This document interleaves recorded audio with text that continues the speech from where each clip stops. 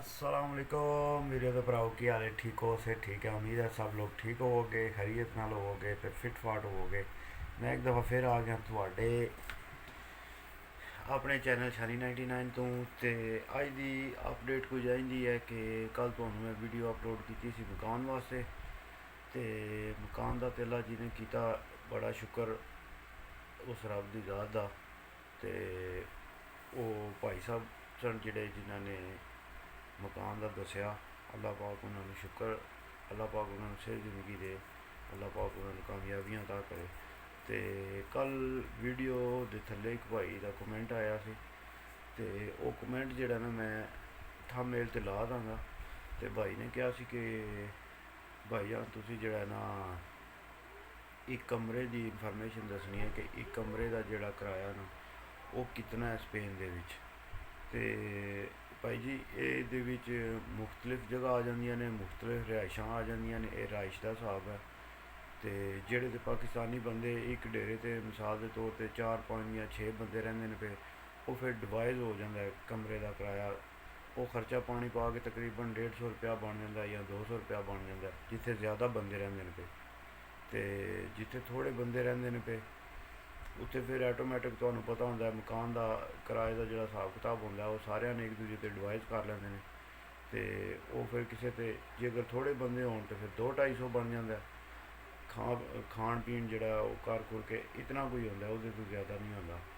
तो फिर उहदे तो बाद एक होर चीज़ है कि घर जोड़ा ना, घर भाई जी लैदा लैदा मिसाल के तौर पर कीमत ने घर ने किराया दियाँ। कोई घर किराए की 400 कीमत है, किसी की 500 कीमत है, किसी की 600 कीमत है। तो हूँ तो जोड़े शहर में असी लूरो न्यूज रहने पे ना, इत्थे तो भाई जी तकरीबन जोड़ा ना 700 800 नॉर्मल जोड़ा ना मकान का किराया चलता पाया इत्थे। तो 700 800 जोड़ा मकान का किराया चलता पाया एक मजदूर बंदे वास्ते जोड़ा ना ये बहुत मुश्किल हो गया स्पेन के घर किराए पर लैना। तो क्योंकि मजदूर बंदा जो 1200 1300 रुपया कमाता पाया, वो 7 800 रुपया अगर किराया सिर्फ मकान का किराया है, उहदे तो बाद बिजली का बिल, गैस का बिल, कम्यूनिदाद बिल्डिंग के जोड़े सारे मामलात होंगे, सफाई वगैरह करने वाला जो बंदा रखा होंगे ने, वो करद्या मिसाल के तौर पर तुहानूं वो मकान 900 पै जाता है जोड़ा 800 किराए वाला है। तो हिसाब लाओ कि अगर 800 रुपया बंदे ने किराया देना है पाकिस्तान, अगर उसकी फैमिली हो तो 300 400 रुपया नॉर्मल जोड़ा पाकिस्तान खर्चा जोड़ा वो बंदे का नॉर्मल तो नॉर्मल, क्योंकि 20 25 हज़ार 30 हज़ार रुपया तो पाकिस्तान में इस टाइम बिल आता पाया सिर्फ जोड़ा बिजली का बिल है। बाकी चीज़ां तो छड़ दो ना, गैस में छड़ दो, बाकी और खान पीन दी चीज़ों छड़ दो। तो इस गल्ले जोड़ा मजदूर बंदा उहदे वास्ते जोड़ा मकान आपू किराए ते लैना ये थोड़ा जा मुश्किल है।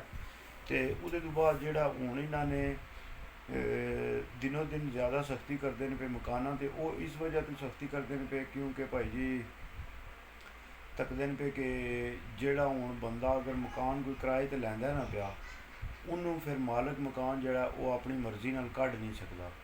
तो जिस वजह तो बहुत ज़्यादा जोड़े बंदे ने ना वो मकाना ते इंज कब्जे करके बह जाते हैं, जिसकी वजह तो बड़ा मसला बन जाता है, बड़ी परेशानी बन जाती है। उसकी वजह तो फिर हुकूमत जी है ना वो अगे दिनों दिन ब दिन जोड़ा ना वो सख्तियाँ ज़्यादा करी आती है। तो हूँ अगर पहला पाकिस्तान तो अगर तुम फैमिली या बच्चे मंगाने होंगे सन तो उसके वास्ते सिर्फ तुम मकान का कॉन्टैक्ट लेना होंदा सी, लैके तो अपने काम वाले पेपर वगैरह लैने होंदे सन, कॉन्टैक्ट वगैरह काम का लैना होंदा सी, या आखिरी 4 5 या 6 नॉमिनल होंदियां सन वो लैनियां होंदियां सन। तो वो लैके तुम जाते सो, जाके जमा करा देंगे सो।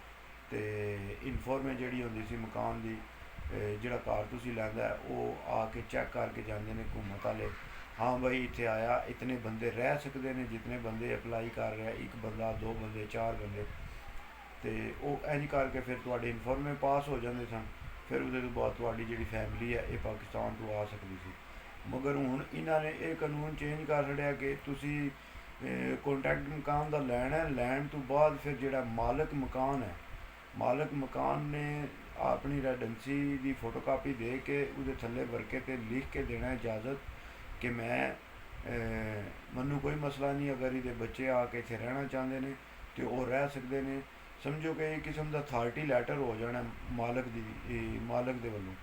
ਤੇ ਇਸ ਗੱਲੇ ਦਿਹਾੜੋ ਦਿਹਾੜ ਜਿਹੜਾ ਨਾ ਬਹੁਤ ਜ਼ਿਆਦਾ ਕਾਨੂੰਨ ਜਿਹੜੇ ਨੇ ਉਹ ਯੂਰਪ ਵਿੱਚ ਵੀ ਸਖਤ ਹੁੰਦੇ ਨੇ, ਕਿਉਂਕਿ ਇਹ ਸਾਡੇ ਬੰਦਿਆਂ ਦੀਆਂ ਆਪਣੀਆਂ ਚਲਾਕੀਆਂ ਸ਼ਹਿਰੀਆਂ ਦੀ ਵਜ੍ਹਾ ਤੋਂ, ਹੋਰ ਕੋਈ ਵਜ੍ਹਾ ਨਹੀਂ।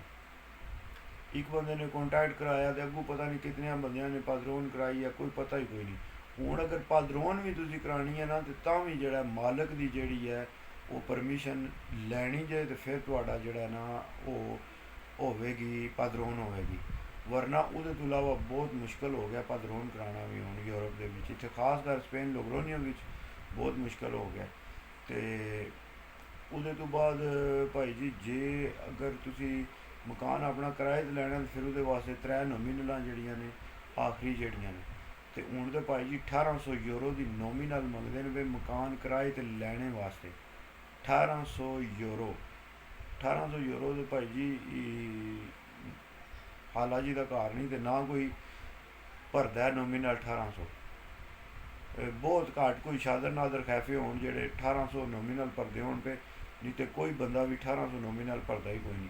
ਤੇ ਜੇ ਅਗਰ 1800 ਨੋਮੀਨਲ ਨਹੀਂ ਹੋਣੀ, ਫਿਰ ਉਹਦੇ ਵਾਸਤੇ ਤੁਸੀਂ ਵੀ ਕੰਮ ਕਰਨਾ ਹੈ।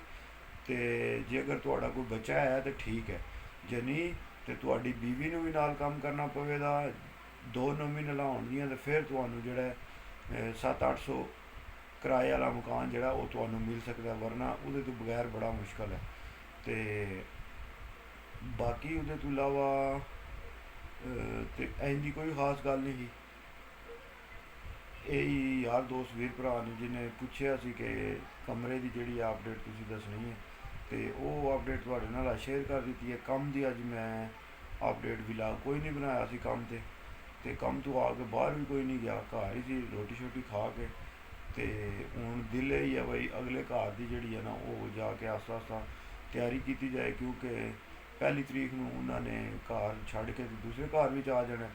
ਤੇ ਫਿਰ ਮੈਂ ਆਸਤਾ ਆਸਤਾ ਜਿਹੜਾ ਉਹ ਕੋਸ਼ਿਸ਼ ਕਰਾਂਗਾ ਕਿ ਸ਼ਿਫਟ ਹੋ ਜਾਂਦਾ ਉੱਧਰ। ਠੀਕ ਹੈ, ਤੇ ਠੀਕ ਹੈ ਵੀਰੋ ਤੇ ਭਰਾਓ, ਅੱਜ ਦਾ ਵਲੌਗ ਇੱਥੇ ਤੱਕ ਹੀ। ਫੀ ਮਾਨੀਲਾ ਪਾਕਿਸਤਾਨ ਜਿੰਦਾਬਾਦ। ਵੀਡੀਓ ਪਸੰਦ ਆਏ ਲਾਈਕ ਸ਼ੇਅਰ ਜ਼ਰੂਰ ਕਰਨਾ ਵੀਰਾਂ ਭਰਾਵਾਂ ਨੇ, ਤੇ ਸਬਸਕ੍ਰਾਈਬ ਚੈਨਲ ਨੂੰ ਲਾਜ਼ਮੀ ਕਰਨਾ। ਫੀ ਮਾਨੀਲਾ पाकिस्तान जिंदाबाद, पाकिस्तान पाइंदाबाद, यार सलामत, सोबत बाकी।